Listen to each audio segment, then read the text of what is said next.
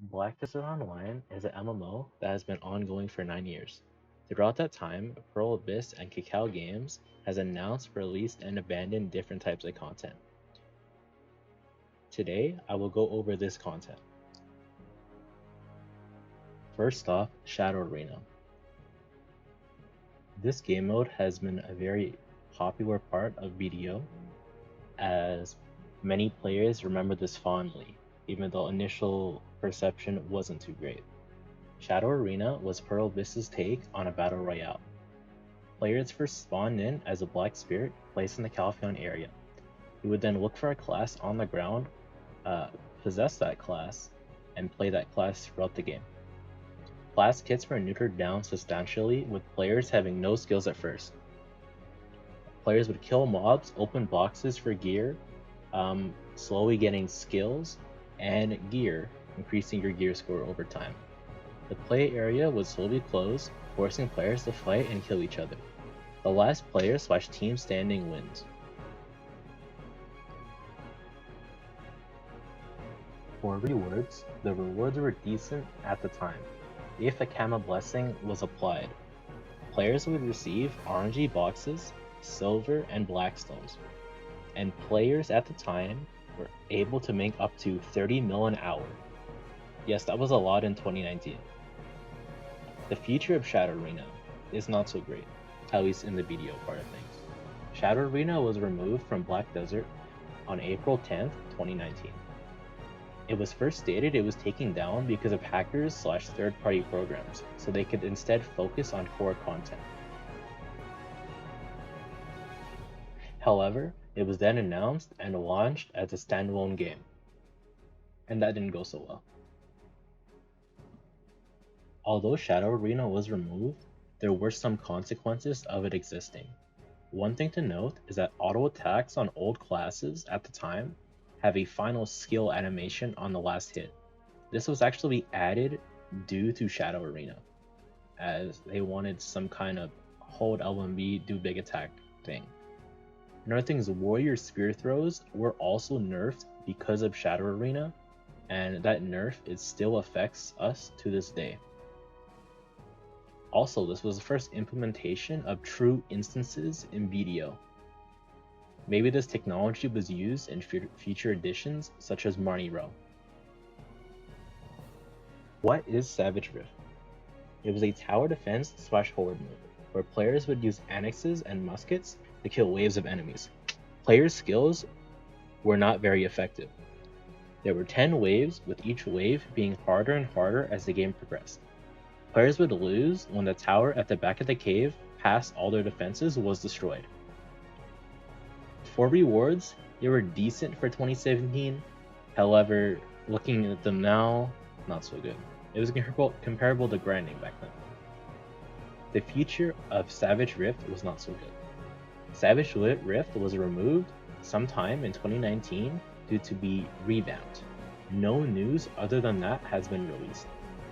The player base at the time stopped doing Savage Rift due to lack of rewards, as 5 mil an hour does not cut it. Savage Rift was actually mentioned by Jay, but nothing has come of it. It may be scrapped. One thing to note is the programming may have led to Altar of Blood, and we will go into that one next. What was Altar of Blood? Altar of Blood was a horde mode that consisted of 10 waves, with 4 directions of enemies would come in each wave. Each wave would have a mob phase, then a boss phase. Different mobs have different mechanics. For example, there were goblin bombers that would spawn and would need to be grabbed, etc. The rewards were decent for your first run. However, after your first run, it was not worth doing. I have fond memories of doing Altar of Blood, as it was pretty good content at the time, as it proved as a good PvE challenge, and it was cool horde mode. There were also events with Altar of Blood, where mobs would drop gold bars if someone with a certain scroll at the start of the Altar of Blood. For its future, Altered Blood was removed in early 2022 to be reworked, and was actually mentioned recently in a PA late talks. However, Jay mentioned that it may be scrapped due to no real direction in development.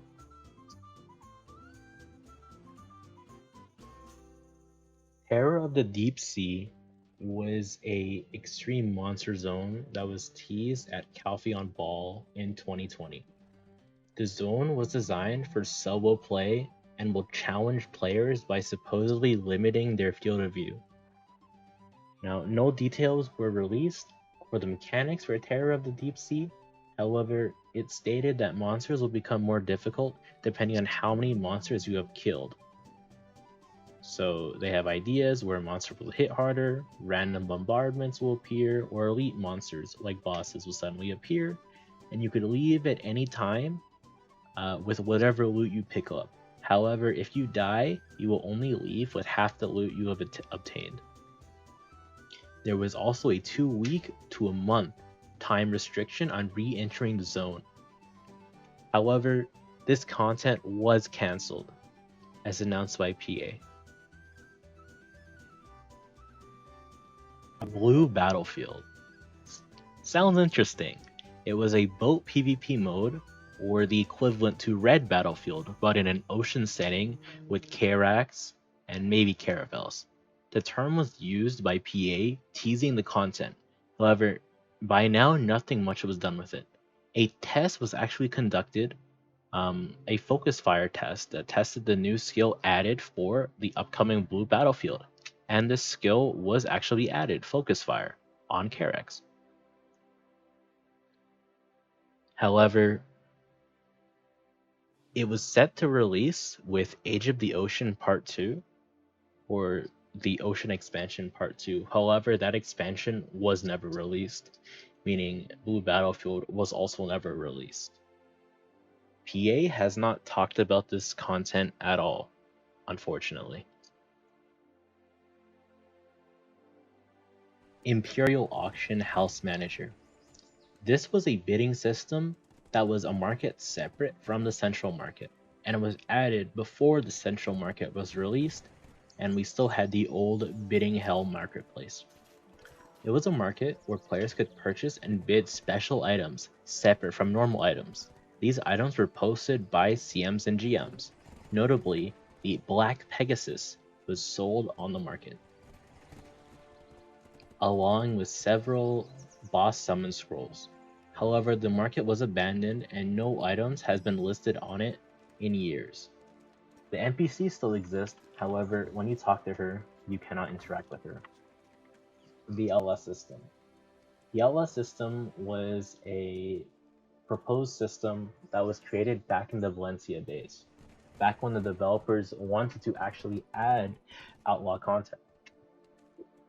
They had things such as a wanted system, and a desert extractor with I guess a resource that was available in the desert. You would extract it. Not much news is known of this. And a desert trade system. However, these systems were excluded as the developers would not think it would be fun. That's their decision, of course. Remnants of this system still do remain. The bandit town and the trade caravan in the desert that you could flag and steal from does still exist in the game. However, most of the other things were scrapped and removed, unfortunately. There is one thing to note, the sheriff/bounty system, which was this outlaw system, was announced again in 2020. However, it seems like Pearl Abyss again cancelled it. Hey, thanks for watching. I may release a part 2, as there are many more things Pearl Abyss has not released, such as the climbing system.